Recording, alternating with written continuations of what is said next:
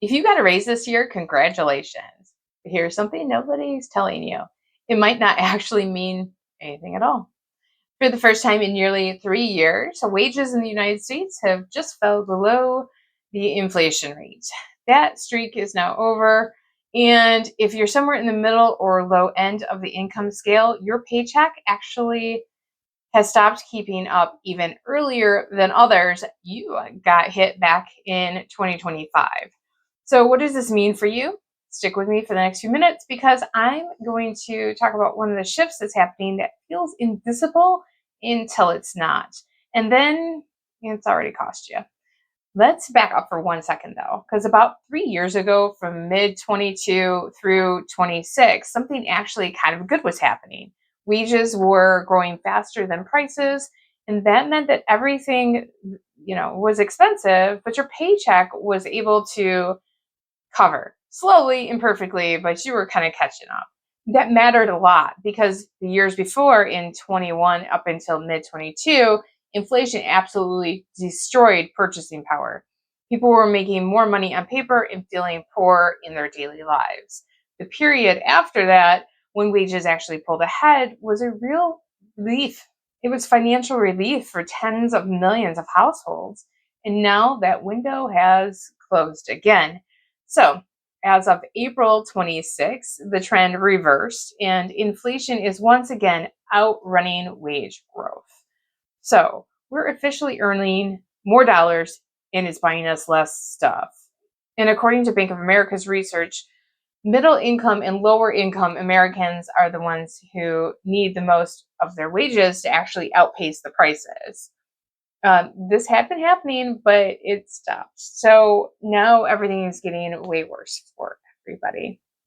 Thing is right now, gas prices, well, they're elevated and they're a huge part of everything because now with Iran going on and just overall volatility in the global oil markets, gas isn't just, something on your bottom line of your budget. It is embedded into everything. So whether it's grocery prices or shipping costs, whatever it is, every product that has to move from one point to another gets increased.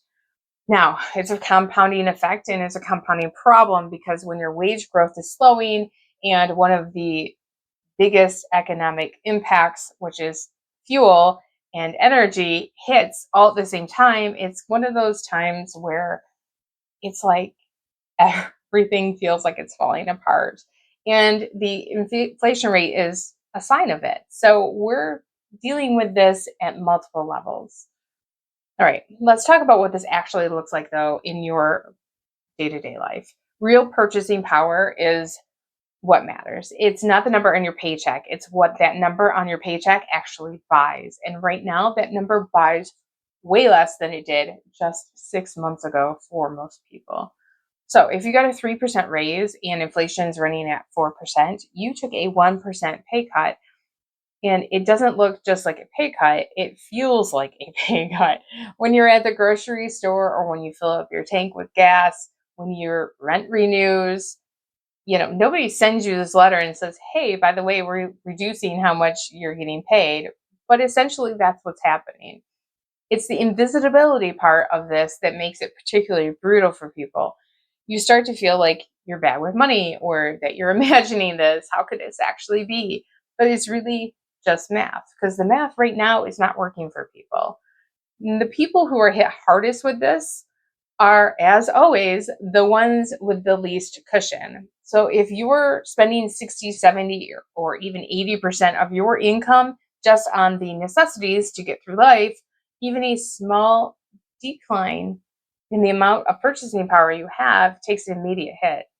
If you have no investment account to shock absorb this for you, that you have no cushion, no savings, it's going to hit you really hard and really fast. Now, I don't want this to be all doom and gloom.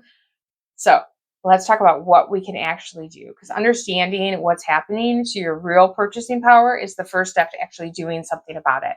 Whether it's revisiting your budget, timing major purchases differently, or just knowing what to push back on when you're trying to negotiate for your next raise at work. Hopefully you can get a raise, right?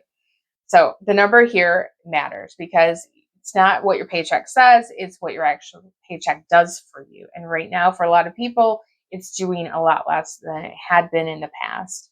If you have found any of this useful, subscribe.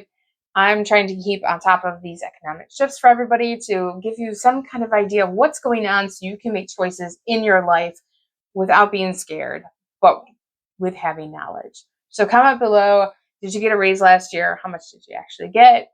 Or are you stuck like a lot of people not getting any raises? We need to hear from you. Remember, until next time, have a great day, think differently, take control, be a renegade.